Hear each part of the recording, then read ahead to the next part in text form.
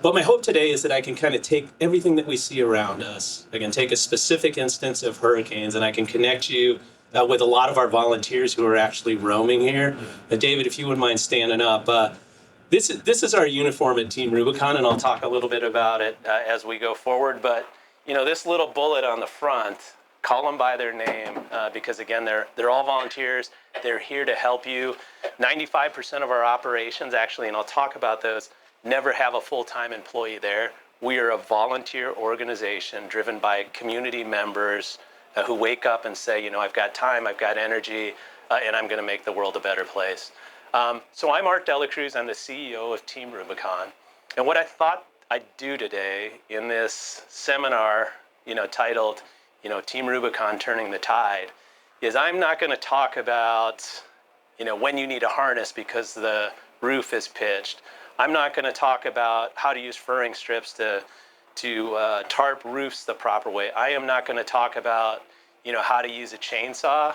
But what I would like to talk about is I'd like you to walk away from here in whatever capacity, in whatever organization, or whatever it is you do, and say these are the things that a volunteer organization built primarily with military veterans, civilians, first responders, has learned over the course of our 14 years of existence. So for those of you not familiar, and I'm proud of saying, Team Rubicon is the biggest disaster response organization in the country that nobody knows about. And with your help, my goal is to make Team Rubicon the smallest organization that everybody knows about. Because the fact of the matter is, as we deliver our services as a humanitarian organization on a global scale, and we've expanded not just into disaster response, but we're helping before through this important topic that they've talked about and they have outside for resilience, the actual disaster response, and then the long-term recovery. We're a part of all of that, and this happens across natural disasters, which we define a disaster as some type of hazard, a hurricane, a tornado, a flood, that overwhelms a community's ability to respond. So it's important to note that one of the things we pride ourselves is on our ability to pinpoint the services of our deliveries and make sure that the people we're helping are the ones who need it the most. We understand and we're proud of looking at our metrics and understanding that 95% of the services we deliver at no cost go to people who have no insurance or are underinsured for what they have. And quite frankly, in the way in the disaster space, it's the poor, and it's oftentimes Black and brown communities as we move forward. So again, incredibly proud of our mission. And we do it through 3 different services, and again, we deliver all of these for free. The first one is disaster response. Again, we started with this idea that we could go into places, help people after these disasters, and make tomorrow better for each of them. And we all know across disaster response that there's 100 things everybody needs, and we, over the course of these 14 years, developed our capabilities, which is what we can do.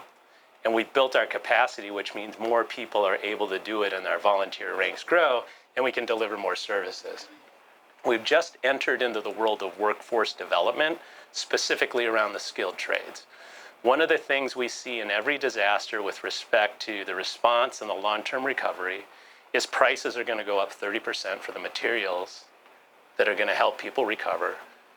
And then the labor is going to have a shortage, and the personnel that do it are going to have a spike in their salaries. And our goal is to contribute on the trade side, again, through this lens primarily of military veterans and taking their skills, experience, and education and applying it to help in that term. We also do international services, and these international services are primarily using people with medical backgrounds. We've deployed to Malawi, after the cyclone in Malawi. We spent, just under a year helping in the Navajo Nation, delivering services during COVID.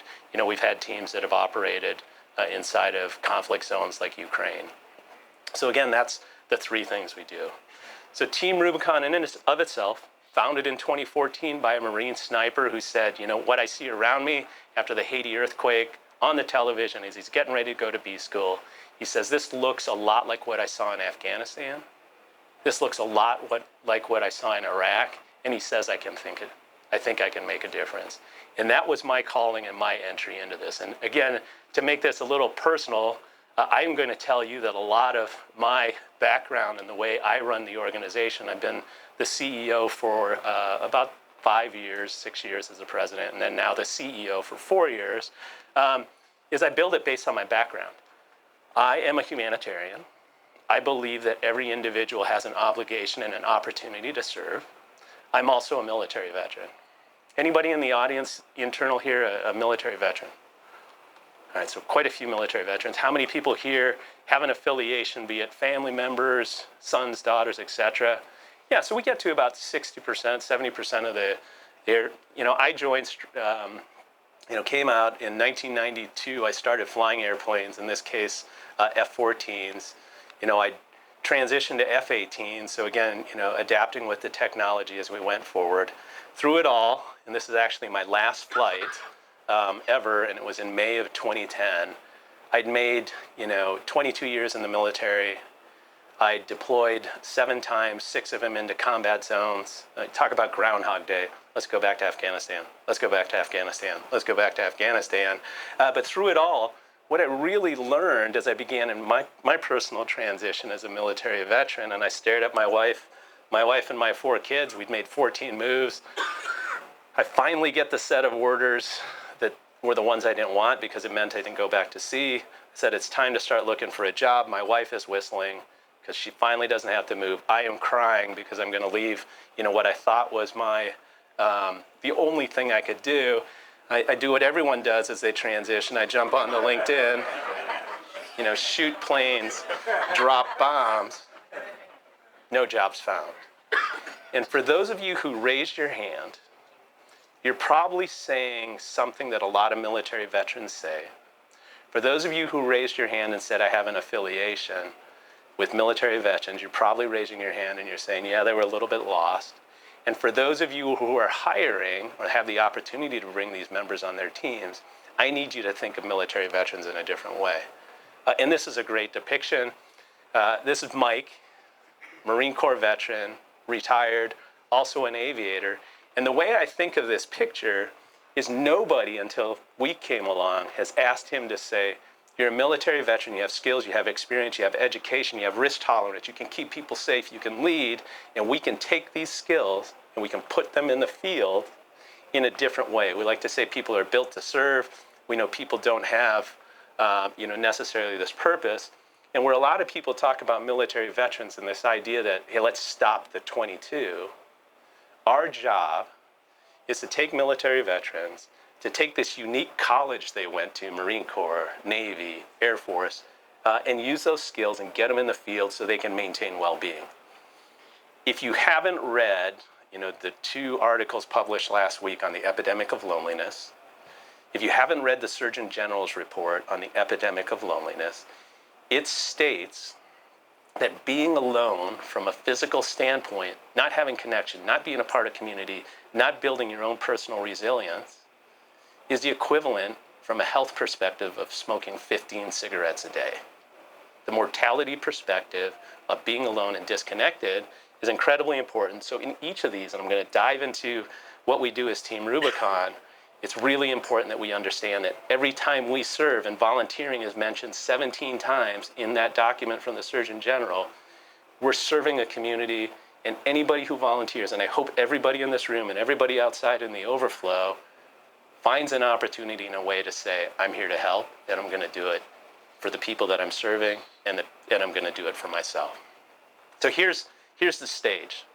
We all know this. In 1980, on the years, again, on the horizontal axis, the days between billion-dollar disasters on the vertical axis. In 1980 to 1984, the average was 82 days between billion-dollar disasters. So every 82 days, some hazard would impact a population. The total required to recover would be over $1 billion. The rest of the graph is inflation corrected. All right, so this is in a level playing field. To the right here, in 2023, there were $28 billion disasters, 28 disasters that struck the United States that cost over $1 billion to recover from, which means it went from 82 days on average on the left to the far right, 12 days between billion-dollar disasters. So every 12 days, there's a $1 billion disaster. This year, we've already had 19 disasters that are classified as $1 billion. There's still some in the hopper where they're going through the math, but it's on pace to maintain or break. Why are hurricanes important? Because this is what I pulled off the internet last night. The National Hurricane Center, NOAA for the people that were here earlier, this is what the heat map looks like. 2024 has been upgraded as the worst hurricane season ever. Last week they said, we're going to downgrade it because the ocean's doing some crazy stuff, but it only takes one. It only takes one disaster here to impact populations and to have this call to action for all of us in our products and our vision and our collective teamwork to be able to say we have to help these people, and also to say for the people who are in some of these areas that get hit over and over and over again, we go how to begin to solve that problem by doing things that are more resilient. So this is the picture we have.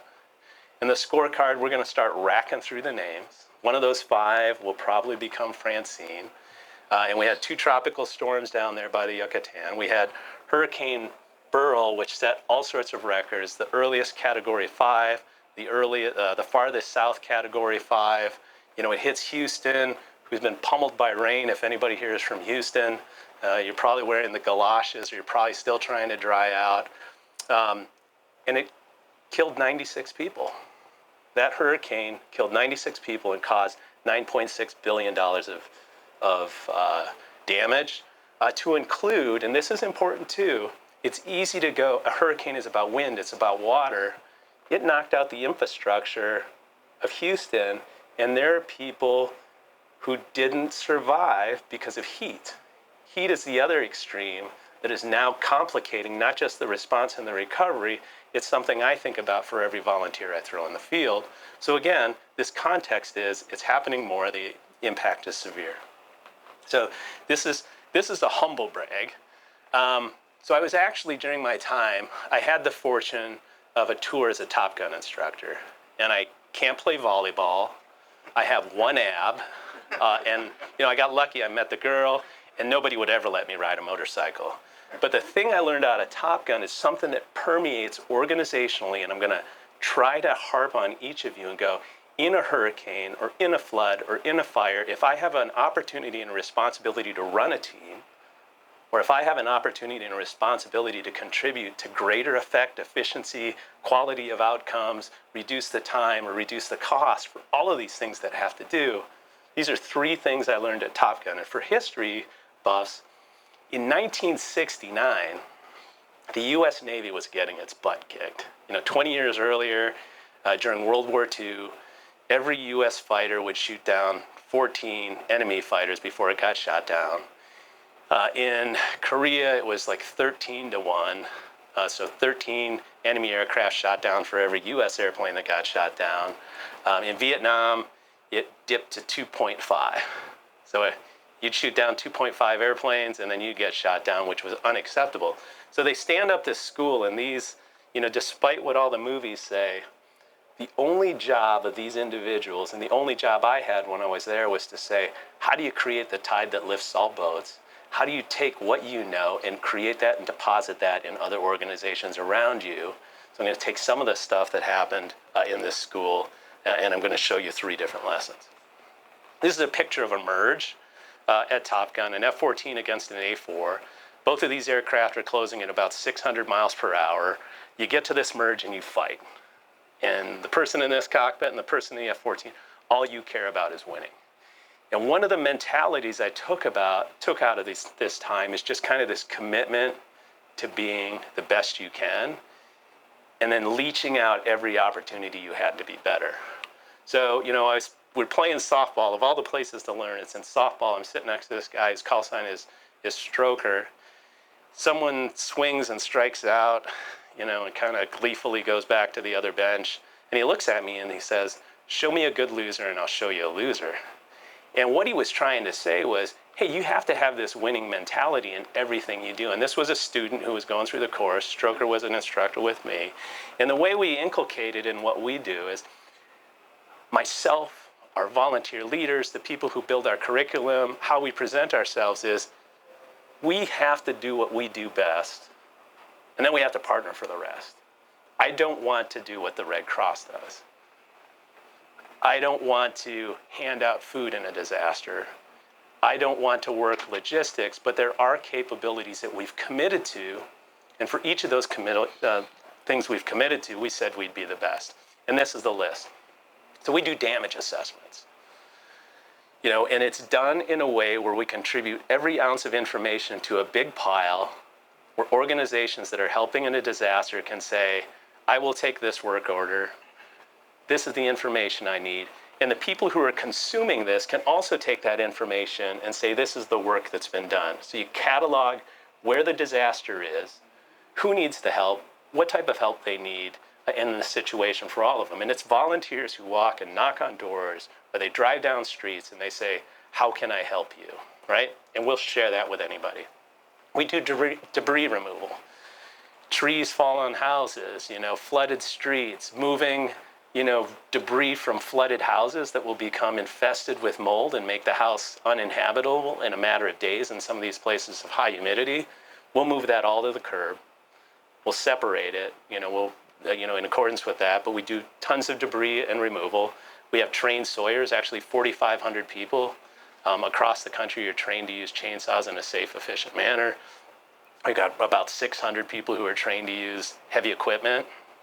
We've been to places like Selma, Alabama, where we've knocked down homes and completely pushed them to the curb so they could start their lives. And we've been in town after town where it takes people with orange buckets and strong backs.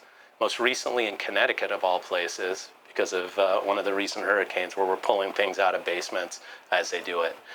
Domestic medical support, particularly during COVID in the Navajo Nation. EOC support. If you go to an EOC, and I'll show you a picture later on, you're going to see one of these shirts. And it's because they've built the relationship and because they've been trained in accordance with ICS, because they've built relationships, they're going to be there and they're going to have functions. And they're going to know how to do it, and they're going to have a rotation. One of the things we did recently after, I guess it was about a year ago, after the Maui fires, is we actually had volunteers take over most of the roles inside of the EOC there. So the people whose homes had been impacted and burned, their neighbors, their families, they could go take care of what they needed to do. And volunteers from across the country and the islands went to help. We do route clearance. We will have 2 teams or 3 teams, a 4-truck convoy, compact track loader, sawyers, food and equipment, places to stay on the road. We'll literally, as you'll see in this next hurricane, we'll constitute these teams. They'll pinch from the east and the west if it's moving north. They will talk to all of the emergency managers and they'll say, this is where we want to be. Once the storm passes, we're talking to the authorities. They say these are the roads that need to be cleared first because medical people have to get to the survivors. Firemen have to get to places they're concerned about. All of those different things happen. So that's route clearance. We also work before hazard mitigation. We have done work across the country, creating fire lines, defensible zones, helping people to put sandbags up, knowing that after a burn things will happen. We've rebuilt 100 homes, or 1,000 homes, I should say. What's interesting about the homes we build, and this gets to resilience, is we take steps if there's a high probability of another storm coming, we don't rebuild it the same way. We've rebuilt homes where we've said the last thing we want to put on a wall is drywall. We'll use clip-in vinyl wainscoting that we can just pull off the wall, dry off, snap back on after the flood's there. In addition to vinyl flooring, we don't use fiberglass insulation. We use something called blue jean insulation, which is shredded blue jeans with really high properties. Throw it in an industrial washer, dry it out and stuff it back in the walls and go. We rebuilt 500 homes, roofs, hurricane-rated roofs in Puerto Rico that survive 4 tropical storms a year. I talked to all of the people who've invested in those roofs as well as the survivors, and only 2 of them have leaked so far in that time. We also manage volunteers. If you can imagine a sergeant who's pulled people through the streets of Kandahar or wherever it might be, they're pretty comfortable going, I'm going to keep you safe, I'm going to keep you on task, and the work we're going to do is meaningful. And we also do a lot of exercise facilitation. This is the heat map of our volunteers. Every dot is 3 volunteers. We're somewhere around 180,000 volunteers today. Based on the technology investments we've made, I know a validated address for every one of these volunteers. I also know their qualifications. I know things like, are they a Spanish speaker? Have they completed training for ICS 300? Are they a qualified sawyer? Can they work heavy equipment? And over the course of 14 years, we've increased this, and now we have the ability to deploy them very, very rapidly. Multiple tornadoes this spring, we were cutting within 2 hours, even though it was an hour-and-a-half transit to get there, from Detroit into some of these periods. Because again, we know the people, we can contact them via SMS, and we can go from there. So this is the capacity part of it. We got tons of people, and we also catalog all of these different trainings and their ability to do it. Along the right side, we know who can be command and general staff and perform those roles. We know who can use a saw, and it's not about who here has used a chainsaw. It's about who is qualified, because safety is a preeminent thing. The other piece you'll note in here is we also build volunteer instructor qualifications. We teach them adult learning. We create the syllabus for them because they find that they have immense value in moving forward, which gets to this idea of, I don't need donations. I'm going to talk about how you can help on the last slide. I need people to invest in our vision, because if they have a great experience as a volunteer, if they have skills, they'll come back year after year after year after year, and a $200 training becomes tens of thousands of dollars of valuable work in these communities as we go across the country. We also keep people up to date. If you go to our website and search for events, this is actually everything we're scheduled to do right from today till December 31st.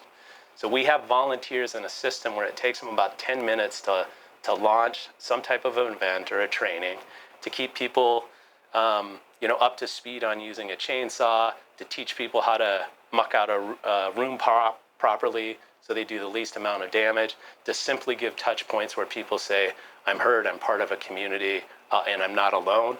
These happen across the country as we move forward. So that's the first piece, right? The second one that I learned is, and again, you have to be really comfortable with understanding you can be better. And a quote you'd dread hearing and you'd love hearing as a student at Top Gun was, we're going to have to see that again. And that was a really nice velvet glove way of saying, you failed. You got an F, but let's see if we can't get you up to an A on the next flight. And the way we manifest that here is with that constant idea that you can be better all the time. We understand that we can't build the winning team on the day of the game. They don't go, hey, who wants to play in the Super Bowl? And they show up in New Orleans or in Las Vegas, wherever it is. You have to be very deliberate in building that capability and capacity if you're actually going to be effective when you're there. So some of the things we do. This is a tabletop exercise. This was held in March. We exercised every communication realm. We had emergency managers involved. We had graphics all over the wall. I literally thought I was in a hurricane because of the way they'd assembled all of this. And then we had planned failures and injects that would take the team and go, hey, the plan is changing to ensure we could be agile. And then we did a massive hot wash afterwards, and we identified the places where we'd failed. We had gaps in equipment, we had gaps in training, we had gaps in leadership, and we moved forward, and we got them up and running, and we're set. Our team is set. We've got the core team ready to fly down on Sunday or Monday, depending on what those 5 yellow dots do. We know that part of the team is being connected and known inside of the communities. This is actually in Tallahassee, Florida, after Hurricane Ian. We are here briefing with ESF 15. To the right is a gal who's been camped out for about 96 hours as a member of this team, because they called her and said, we need to coordinate very closely on how we maintain welfare. FEMA is in that room. Tallahassee's there, Florida EOC, all of these agencies are there together, and then a host of nonprofits all trying to get after the same means. You're not in this room unless you do the thing that our Vice President of Domestic Operations has set as a goal, and he started executing it 3 years ago. He says in 3,284 counties, I think that's right, number of counties in the United States, they will know who Team Rubicon is, they will know how to get in touch with us, and they'll know what we can do. So again, that gets to the capabilities when we're there. The other piece is, it's a tribal effort when you get out there. We've got incredible partners, and we've got folks outside in these shirts. If any of you have areas of interest that can help you. One of the things we pride ourselves on is not competing for scarce resources in disaster zones. We don't want to displace people whose homes just got wrecked so we can be comfortable. So we have mobile locker rooms. We have people that are prepared to live in tents. We are trying to be as off the grid as we can when we're there. So Under Armour, donated this or funded this. We built this locker room. We're ready to drag it to where we need to be. Need some ground. We'll set it up and we'll start getting to work. And then we also adopt the latest and greatest in technologies. If you're looking for in kind of the where's Waldo of the thing that's going to get stolen the most in any area after a disaster, the sound of a generator starting up, is hope for people who are sitting in the dark, whose food is rotting. So those things just disappear. They're typically, cabled up.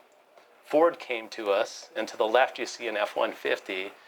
It's equipped with something called Pro Power on board, which means it's a running generator. You plug everything into the bed of this truck. It starts up when it needs to and provides 220. It's got a 7 kilowatt battery in it. This is actually a church in the panhandle of Florida. It was completely off the grid. They said, hey, you guys can stay here, put your volunteers, put your equipment here, but we have no power. We plugged this Ford in, ran the entire place. Our computers were recharging. We had fans running. And most importantly, when we woke up in the morning, we had coffee. Coffee.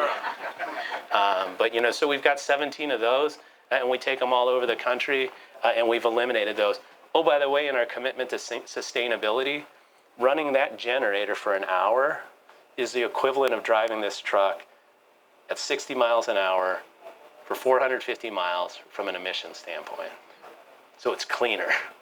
It's cleaner because it's regulated and all of that. So a bunch of different things that we pride ourselves on. The final thing is, how do you keep it simple? In the airplane, when you're flying, the thing that got beat into our heads is you constantly ask yourself, am I winning or am I losing? It's binary. If I'm winning, I stick to my game plan and I keep doing what I'm doing. My obligation to myself is to go, am I losing? And as soon as I'm losing, I change my game plan and I adjust how I'm going to do it. Maybe it's not time to go nose high. Maybe it's time to add energy. Maybe it's time to leave the fight. But constantly, am I winning or losing? So as the CEO, I have to do the same thing, and I have to find a way to push it down into 180,000 volunteers, some of who will give me 60 hours a week, and some who will only show up, once every 5 years because that's all they can give me. I have to make sure that our culture supports their ability to act, and I have to make sure our culture reinforces the idea that they'll be safe, that the work they do is meaningful, and that how they have impact is tangible as they go forward. And I learned it from this guy, Jim Kunkel, 102 years old, still alive, World War II P-38 pilot. And he just kind of said, hey, you just got to think about what can go wrong and dedicated a ton of things with the assumption that all you've done may fail and you're going to have to come up with a plan. So we do a lot of training. From the right to the left, we have conducted, and this is as of mid-August, those little dots you saw, we've conducted 1,700 operations, and they go from engagements, which is people meeting up and going, okay, this is what we need to work on. How are you doing? Let's see what we can do. Service projects, where we'll line people up, and we might do things like, let's get the sawyers, to make sure the saws are working, and let's get them current. We might cut down trees at a Boy Scout camp. We might cut, home ignition zones. We may pair up with Habitat for Humanity and help them do it. One of the things I'm extremely proud of, and Noel is somewhere here, we helped build 200 tiny homes on the West LA VA campus for veterans experiencing homelessness. They have a place that they can go to that they can lock, they're alone. It's 44,000 nights of shelter a year for these people because volunteers are giving their time. And then we train like crazy. And the training under the 191 is in person. And you see all sorts of training qualifications up there that we can do online, and I'd invite anyone to jump into our learning management system and go for that. And ultimately, we get in the field and we help communities impacted by disaster, and I think we're up to 75 right now. You know, the other piece we pride ourselves on and have to follow is keeping people safe. You know, from my time in aviation, you know, we always use this thing called the Swiss cheese model, which means whatever happens is the result of a perfect sequence of events. If you can twist that cheese and not make the holes line up, the mishaps don't happen. So safety is one of those things where I have to know people will go, I've got to stop because this isn't safe, instead of saying, I'm going to go for it and try to get this job done, right? It's okay to say no is something that's resident in our culture because, again, it keeps us safe as we go forward. And finally, I need to know how people are doing. We survey, data's there. This is our net promoter score on the top, is how satisfied our clients are. 90 is through the roof. I think Amazon's like 50 and a cable company's like 12. So they're happy, and we know they're satisfied with our services, but if they're not, we deploy employees to figure out what's going on, and the same for our volunteers on the bottom, and we measure those all the time, because the second volunteers are not having a good experience, it means more work isn't getting done, or the important work isn't getting done. So as I close it out here, you know, my hope again, you know, in relaying kind of my background and the things I've learned is you can walk away with these three things, right? You've got to make sure that you're focused in the disaster area and understand what you can contribute. And if you are saying you're going to contribute, be able to do it well and effectively. Because nothing is worse than showing up and saying you can do something and that work not getting done. And the reality is there's way more work than everyone can do. So let's make sure the work and the effort that we're putting into it is right. And then focus on that. It's important to make sure that you understand that it's not about building the team on the day and figuring out what you can do. Be really, really intentional in understanding how you get to a path where you have the right people, you have the right process, you have the right equipment to have impact when it's necessary. And finally, you know, trust the people through training and empowerment and leadership and mentorship to understand that they're connected to the mission, they're committed to every volunteer there and every community member from a safety aspect, and then find the people who want to join you in that effort, and you will do amazing things. So again, thank you for your time. We are Team Rubicon, a veteran-led humanitarian organization that helps global communities before, during, and after. And my last message here is I hope you will take a shot of this, or a picture, or throw it in your phone. And here is where we're at right now. And this is the part where I actually, you know, get ahead of you and you say, how can I help? There are a million things more important than money, and all of them cost money. So if you know people who are willing to connect to our mission, I have got the army built that will take into a battle when these yellow dots turn into storms and hit our coast. We need people aligned in this vision. As I walk around here, it's not just about the products, it's about the people who fundamentally say this is what I can do, and we'd love for you to help us in that manner as we move forward. I've got team members here. I've got more volunteers here because they're out roaming. I'd encourage you to touch base with them. Please reach out to me, and thank you for attending, and have a great lunch.